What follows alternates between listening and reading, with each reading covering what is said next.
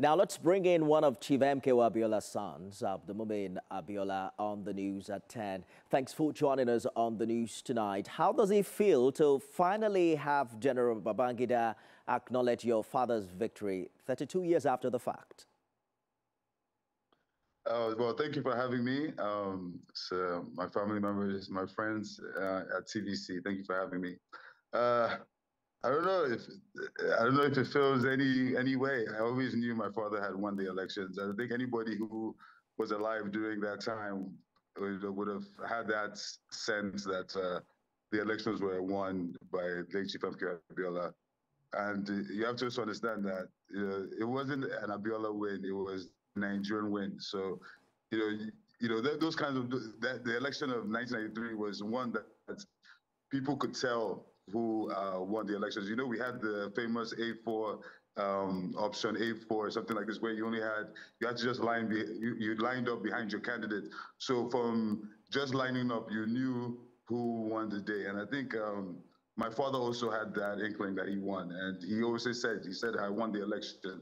And so I don't know if I feel any different than I did yesterday or 5, 10 years ago when I knew the same thing I know to be true today.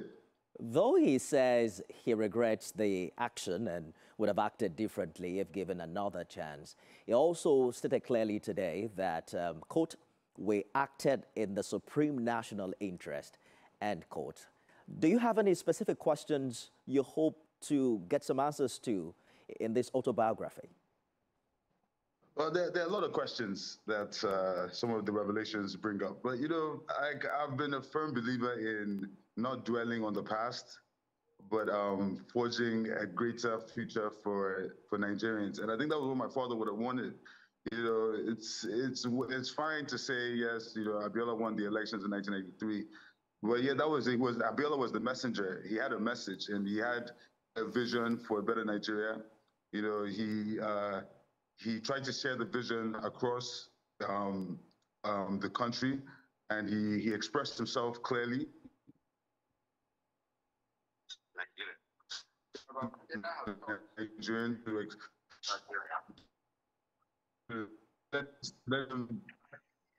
To let them believe that he stood for. So I think that for me, instead of trying to dig up old wounds, I think what we need to do is forge ahead. I think my father will be more pleased with a Nigeria that is inclusive, and a Nigeria that actually approaches the citizens as partners. So I think what we need to do is try to get to that point where we start to listen to the message that he tried to get across. So it was a big spectacle earlier today. The who is who when it comes to leadership in Nigeria gathered for that book launch.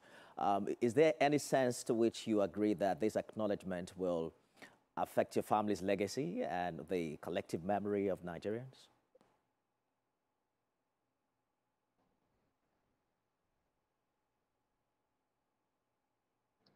I think I'd have their position on this, but for me, as far as I'm concerned, I'm more focused on trying to get to that finish line, that promised land that my father had envisioned. For you to tell me 32 years down the line that he regrets the decision he made, that I think I take that to heart, and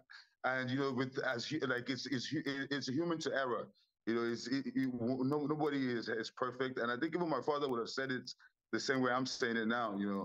Where do we go from here? We know this to be true, but I can tell you that some of the issues that my father had raised in 1993 are still prevalent now. And another thing is, our current president, the president of the Federal Republic of Nigeria, Bola Ahmed Tinubu, he's somebody who was part of that struggle, so he understands more than most what was lost. I think it's important that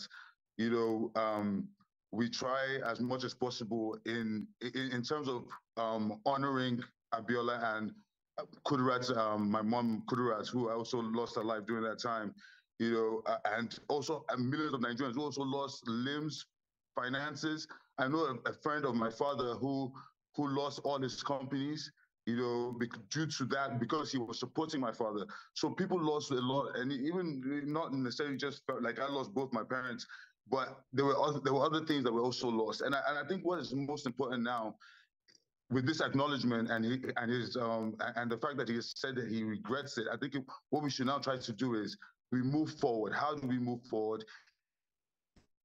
Way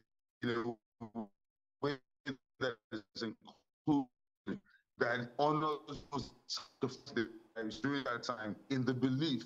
You talk about the sacrifice of life and belief, but also so many people who believed in it so much that the trauma of not seeing that reality come to fruition, drove them away from the country. So we have lost so much in terms of human capital, wealth. I just think that it's time for us to turn a new page and say, let's put Nigeria first. And I think as Swadri and the Renewed Hope agenda that was once lost. And if we can all step into that, I think we might just all be better off for it.